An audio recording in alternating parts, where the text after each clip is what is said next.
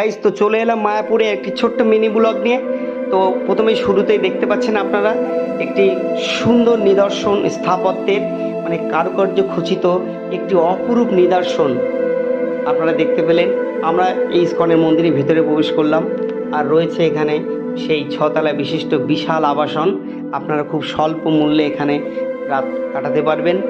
এবং দেখুন, আরেকটি মন্দিরের ভেতরেই শ্রীকৃষ্ণের লীলার নানান রূপ নিদর্শন দেয়াল চিত্রের মাধ্যমে অপরূপভাবে তুলে ধরা হয়েছে। আর এখানে ছিল স্থাপত্যের নানা নিদর্শন, চারিদিকে চোখ ধাঁধানো।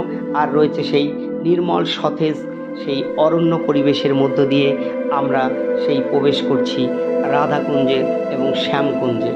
আর সেই রয়েছে সেই মনোমোহিত সেই জলাশয়, সত্যি মনোমোহিত, একদম নির্মল শুদ্ধ একটি জলাশয়। এবং তার চারিদিকে রয়েছে স্থাপত্যের একদম দারুণ নিদর্শন।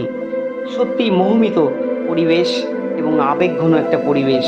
আর এখানে ছিল বৃহৎ আকৃতির রুই কাতলা মাছ। শ্রীকৃষ্ণ ভালোবাসা ভক্তিতে এগুলো সব প্রতিপালিত হয়েছে এখানে। এবং সেই ভক্তবৃন্দ তাদের ক্ষুধা নিবারণের জন্যে তারা আনন্দ ছলে নানান রকম তারা আহারাদি দিয়ে তাদেরকে সন্তুষ্ট করার চেষ্টা করছে। এবং তারা নিজেরাও খুব আনন্দিত ঘন মুহূর্ত তারা উপলব্ধি করছে। আমরা পারিবারিকভাবেও সবাই এটা উপলব্ধি করেছি এবং খুব আনন্দময় একটি পরিবেশ, মোহিত পরিবেশ আমরা উপলব্ধি করেছিলাম। আর এখানেও একটি সেই পদ্ম আকৃতির লোটাসের একটি স্থাপত্যের নিদর্শন, এটা শুরু হয়েছে কাজ, এখন শেষ হয়নি, চলছে কন্টিনিউ।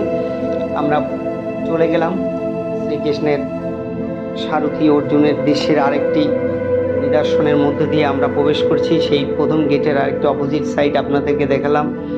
এখানে যাই হোক ক্যামেরা নিষিদ্ধ ছিল, তা সত্ত্বেও আমি তুলে ধরেছি শ্রীকৃষ্ণের নানা লীলার, যে বগাসুর বধ, তারপরে কালিয়া দমন।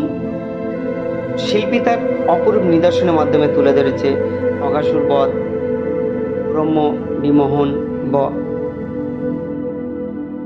দানঘাট,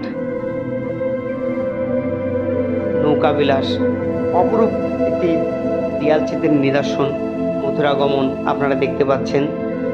যাই হোক, তারপরে আমরা চলে এলাম সেই শ্রীকৃষ্ণে আমাদের নন্দলালের আরেকটি অপূর্ব করুণময় দৃশ্য, যেটা তার ভক্তবৃন্দদের গ্রামবাসীদের রক্ষার জন্যে বৃষ্টির হাত থেকে গোবর্ধন পর্বত এক আঙুলের অনুষ্ঠানের মাধ্যমে তিনি তুলে ধরেছিলেন।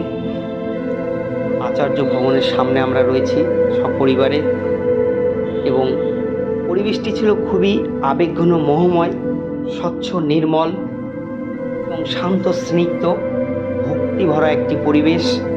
মনে পড়ে যায়, মনে চলে আসে হরে কৃষ্ণ কৃষ্ণ কৃষ্ণ হরে হরে।